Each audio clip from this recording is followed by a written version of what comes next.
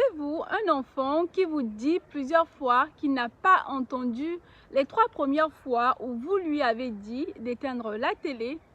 Ou un enfant qui conteste chaque fois lorsque vous lui donnez des instructions?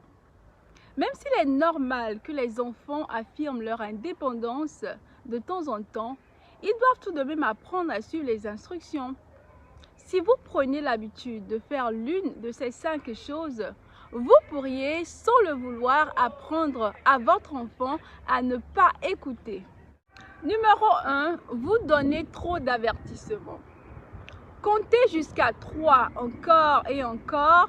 Demandez combien de fois dois-je te le dire, ou dire c'est vraiment ton dernier avertissement ne sera pas efficace, chers parents. Si vous donnez trop d'avertissements, votre enfant apprendra à vous prendre au mot.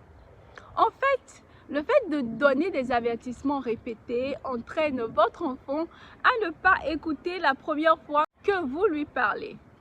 Pourquoi faire ce que vous dites la première fois si vous devez le répéter au moins 5 fois de plus? Si vous vous répétez, votre enfant commencera à ne pas vous écouter. Donnez vos instructions une fois. S'il n'écoute pas, donnez-lui un avertissement et soyez prêt à lui donner une conséquence s'il n'agit pas. Numéro 2, vous faites des menaces insignifiantes. Des menaces comme « tu n'auras plus jamais le droit de sortir les week-ends, je vais jeter tous tes jouets si tu ne ranges pas ta chambre ». Tous ces genres de menaces n'ont aucune chance de fonctionner. Il se peut que vous le pensiez lorsque vous les dites par pure frustration, je comprends. Mais votre enfant saura quand même reconnaître quand vous ne pouvez pas aller jusqu'au bout de vos menaces. Numéro 3, vous vous engagez dans des luttes de pouvoir. Il peut être vraiment facile de se laisser entraîner dans une dispute avec les enfants sans vraiment s'en rendre compte. Mais plus vous vous engagez dans une bataille du genre « oui, c'est vrai, non, c'est faux, non, c'est moi qui ai raison, oui, l'autre a tort », cela encourage votre enfant à ne pas suivre vos instructions. Si vous dites à votre enfant de ranger sa chambre et qu'il se dispute à ce sujet pendant 20 minutes, chers parents, cela veut dire qu'il a retardé l'exécution de votre demande de 20 minutes. C'est énorme. Ne vous laissez pas distraire par une lutte de pouvoir. Préparez-vous plutôt à appliquer une conséquence si votre enfant choisit de ne pas se conformer. Numéro 4, vous ne donnez pas suite aux conséquences. Les conséquences négatives apprennent à votre enfant à faire de meilleurs choix à l'avenir.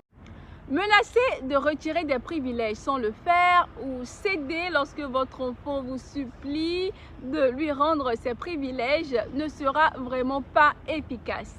Appliquez des conséquences logiques qui serviront de leçons de vie.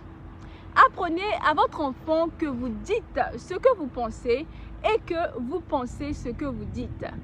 Ne donnez des avertissements que si vous avez l'intention de donner suite à une conséquence. Numéro 5, vous criez.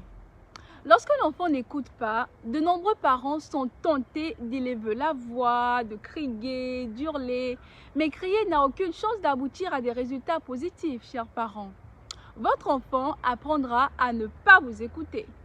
De plus, les recherches montrent que les cris peuvent être tout aussi néfastes que la fessée. Ils détériorent votre relation avec votre enfant, ce qui diminuera à coup sûr les chances qu'il vous écoute à l'avenir.